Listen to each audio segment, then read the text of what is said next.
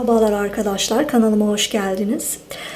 Bu açılımda aklınızdaki kişi ve siz hakkında bilgiler almak istiyorum. O ne düşünüyor, siz ne hissediyorsunuz, kartlar bize ne tür bilgiler verecek buna bakacağız. İki ayrı deste hazırladım. Birinci deste ve ikinci deste. Hissettiğinizi, size hitap ettiğini düşündüğünüz desteği seçebilirsiniz. Benim size tavsiyem her iki desteği dinleyin. Çünkü bu genel bir açılım, bireysel bir açılım değil. Sizin izlemediğiniz destede de size ait, size dair, size hitap eden bilgiler olabilir. Bunları kaçırmanızı istemem. Çok da lafı uzatmayacağım. Hemen başlayalım. Ekstra deste ve kartlardan da yardım alacağız ve daha böyle bir detaya inmeye çalışacağız birlikte.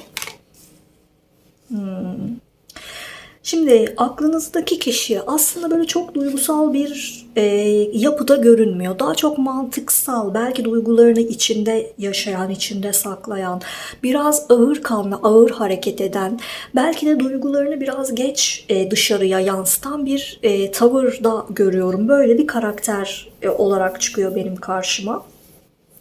Biraz kendi odaklı olabilir, belki kendi doğrularına çok bağlıdır. Karşı tarafı yani sizi çok düşünmüyordur. Belki de hani siz ondan bir şeyler beklemişsinizdir ama o kendi bildiğini okumak istemiştir. Yani biraz zor bir karakter olabilir bu kişi. Hatta onun bu zor hali sizi de böyle ya onun gibi katı düşünceli, zor bir yapıya soktu, böyle bir hale getirdi. Ya da siz de zaten böyleydiniz ve bu ikiniz arasında bir çatışmaya sebep oldu. Evet, para kraliçesi. Bakın, o para şövalyesi, siz para kraliçesi olarak çıkıyorsunuz burada ve burada güç kartı da bunun üstüne geldi. Yani siz de burada güçlü bir karaktersiniz, o da güçlü bir karakter. Burada çatışıyor olabilirsiniz. Benim dediğim olacak, işte hayır efendim benim dediğim olacak, ben doğruyu biliyorum, hayır benim yaptığım doğrudur şeklinde böyle fikirleriniz, istekleriniz, bir takım durumlar çakışmış olabilir. Aslında birbirinizi tamamlayabilecek, anlaşabilecek ve uyumlanabilecek iki kişisiniz. Fakat burada bu ağır olma durumu, işte ben önce olayım, benim dediğim yapılsın, benim istediğim olsun tarzı bir böyle ağırlığını koyma durumu sizin uyuşamamanıza, çatışmanıza sebebiyet vermiş. Tabii dediğim gibi bu kişinin bu hali sizi para kraliçesine büründürmüş olabilir ya da siz de başından beridir bu karakterde de olabilirsiniz. Ama bazılarımızı yaşanmışlıklar da bu hale getirebiliyor.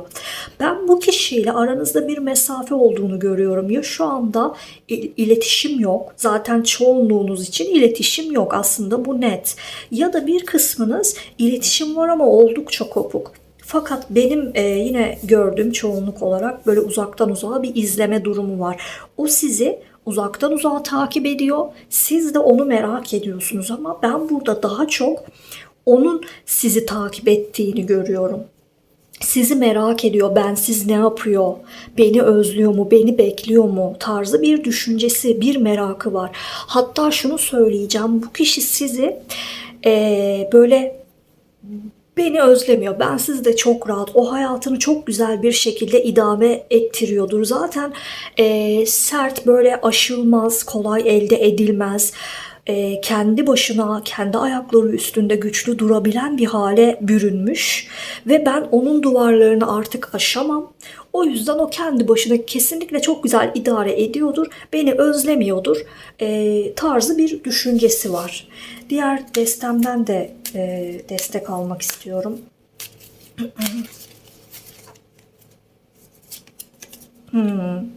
Bu kişi sizinle mutluymuş. Aslında benim burada gördüğüm geçmiş ilişkinin geçmişinde burada çiçek bahçesi, ikiniz de mutluymuşsunuz aslında. Ne kadar çok hani bir uyuşmazlık, belki çatışma olsa da bir şeyler sorun olsa da aslında siz mutluymuşsunuz. Şu anda o sizin yumuşak yüzünüzü arıyor aslında.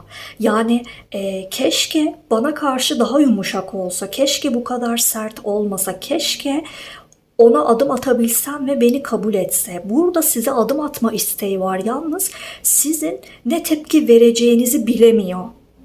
Yani sert, soğuk olursunuz, kabullenmezsiniz diye böyle bir çekimserlik ve bir korku hali de var. Şimdi burada para üst üste para kartları geldi. Bazılarınız için para ile alakalı bir sorun da yaşamıyor olabilir. Nedir işte maddi durumu, maddi hayatı ya da duygusallık dışında hayatınızın bazı evrelerinde yaşadığınız sorunlar sizin ilişkinizi etkilemiş de olabilir. Ve bunların etkilemesi sizin kopuş ya da uzaklaşma sebebiniz de olmuş olabilir. Ama iç dünyanızda her ikinizin de mutlu olduğunu görüyorum.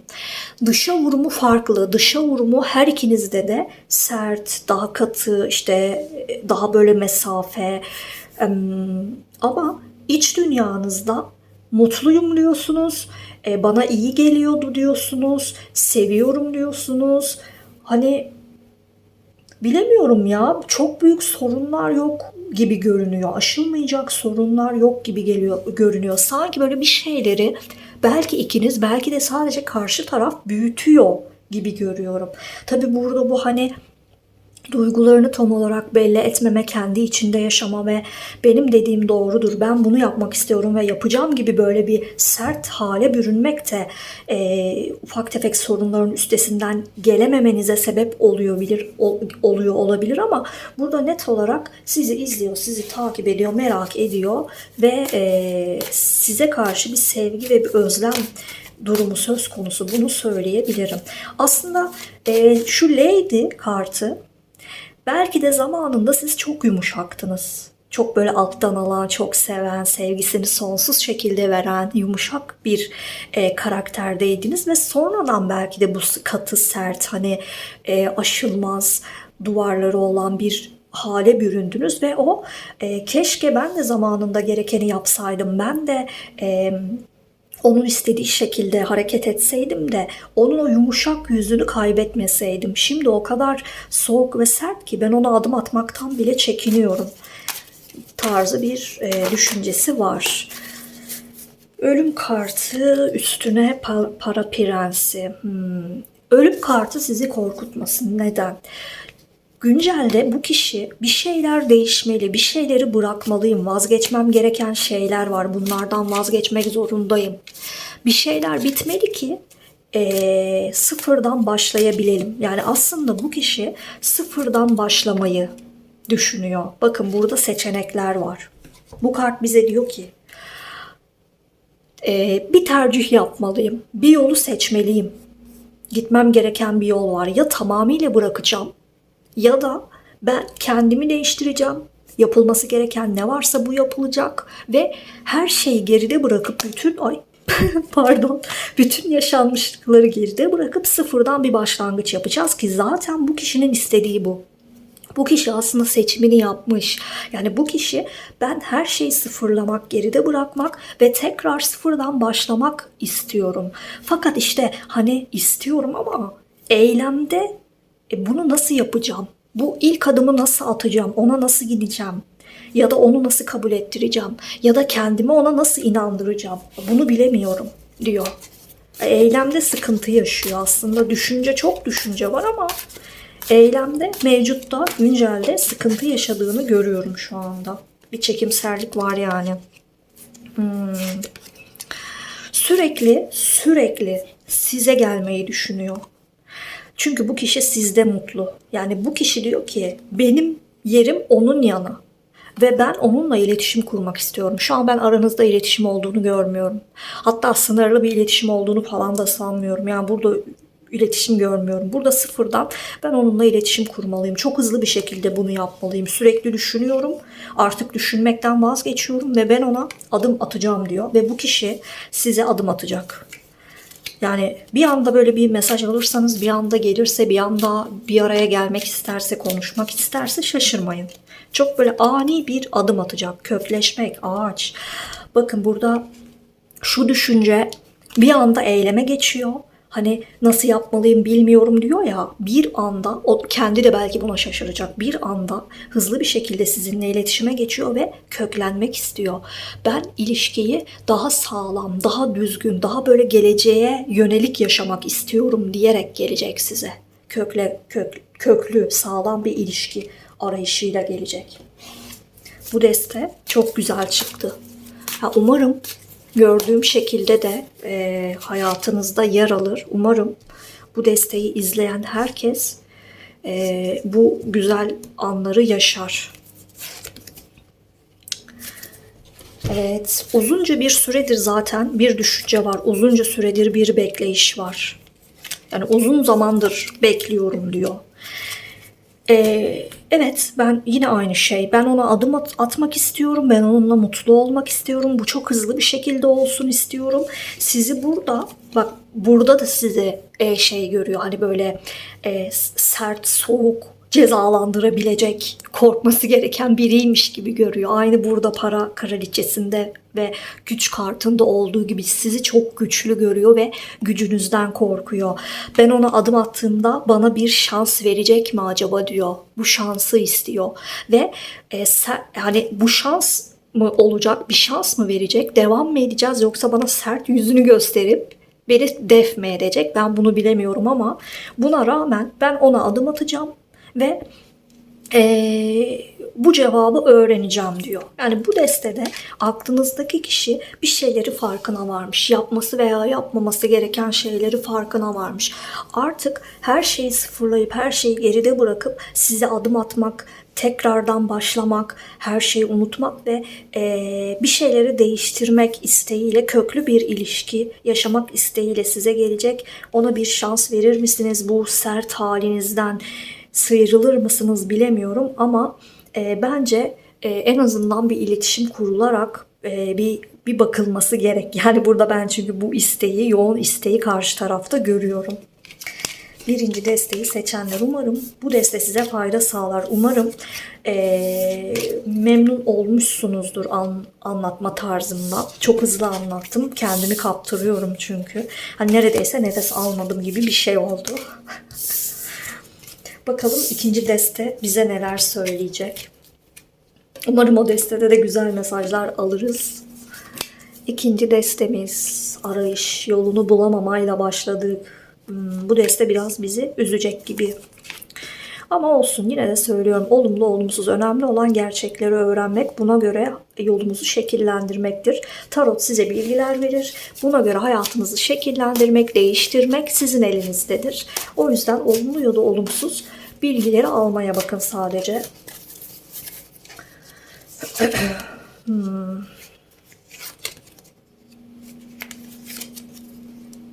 Şimdi şu kartlarımdan da seçeyim ve genel, hani parça parça olmasın, toplu bir yorum yapayım. Yine Lady. Yine Lady'yi gördük burada.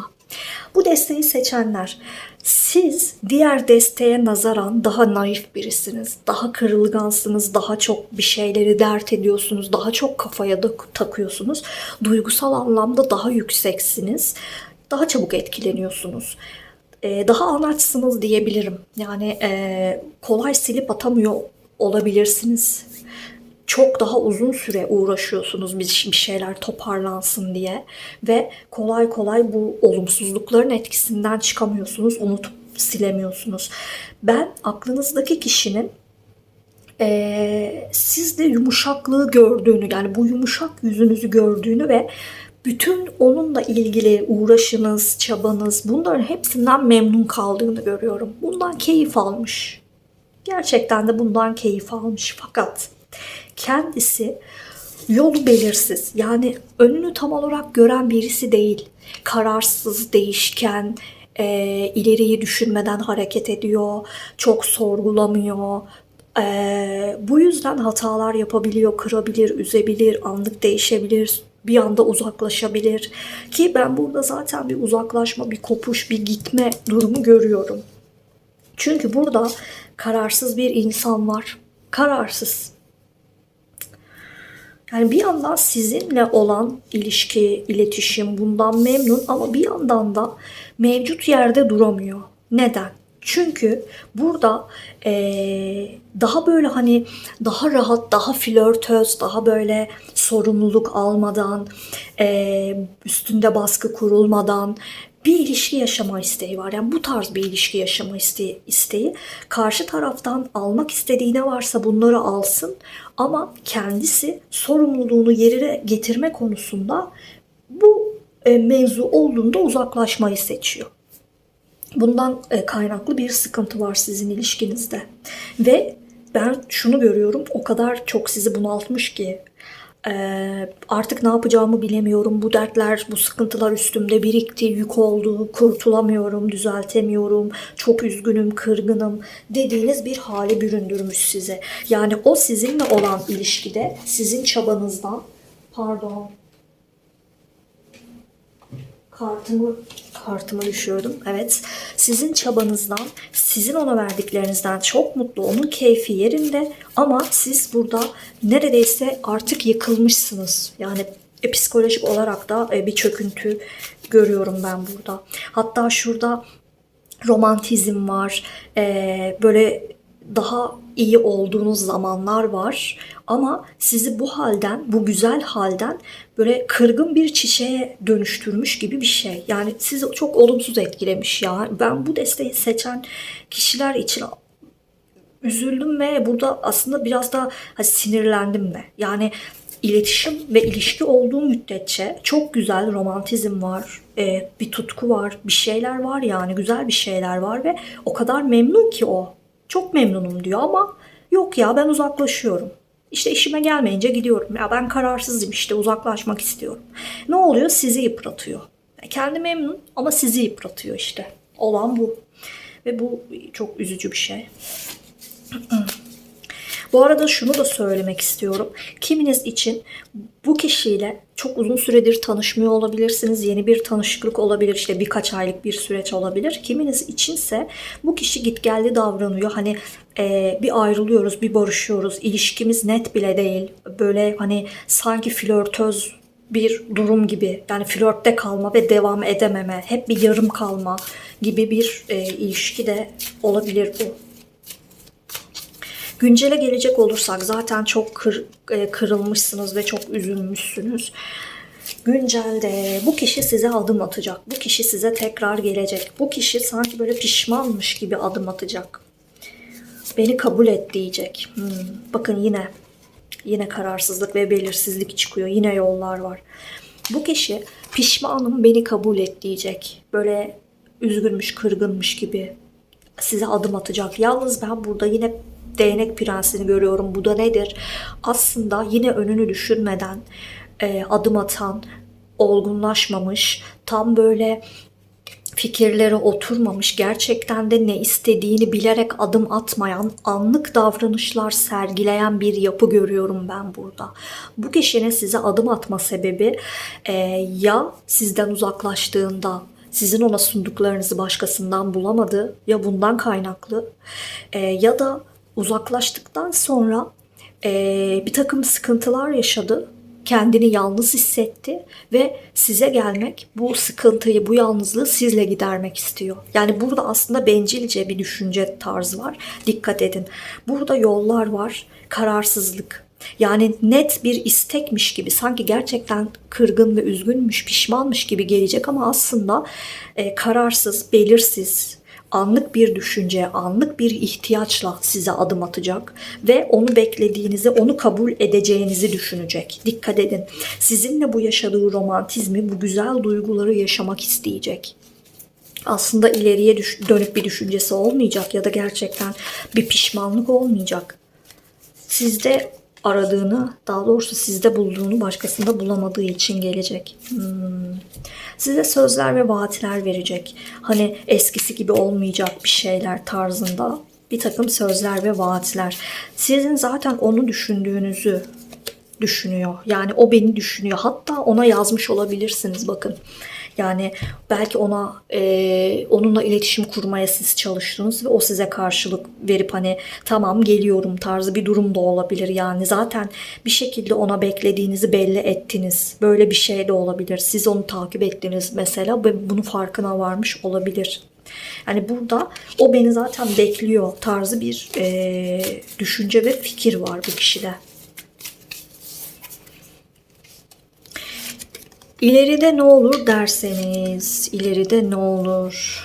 Bakalım, yani gelecekte ne olur?